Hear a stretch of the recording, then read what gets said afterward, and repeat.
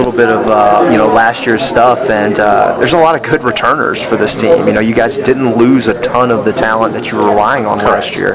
How nice is that as a coach that you've got some stuff to build off of in the second year? It's nice. On the men's side, we return our top 4. We get Garrett Zands and Aaron Durner back there. Definitely going to be our leaders, although we get a great transfer in Dylan Morin coming in this year from the University of Washington. And we got Mike Banks, Mike C's there for some good depth, and we got some good freshmen to add to those 6-7s. Last year we get to number 5 and we were struggling. So to have some depth is going to be something that we need, because you can train the guys a little harder. Last year I had to train them, I guess under-train them a little bit, just because I couldn't afford to have an injury. We really had 5 guys and that was it. And so this year we're going to be able to get after it a little bit more on the guys' side.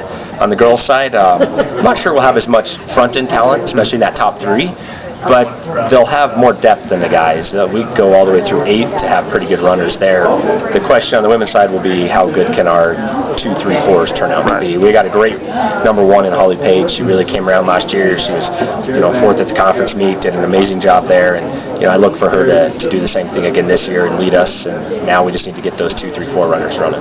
She was a freshman last year, was she not? She was a sophomore. Sophomore, yes, okay. So still, she was still pretty young last year, still pretty green. Now that she's a junior and kind of one of those veterans that's been around, what are you expecting out of her specifically? Yeah, out of Holly, being a year older, she has that confidence. Going into last cross season, we kind of put that leadership role on her from a race standpoint, and she wasn't real confident she could actually live up to it. So I think the nice thing this year is she's been there, done that.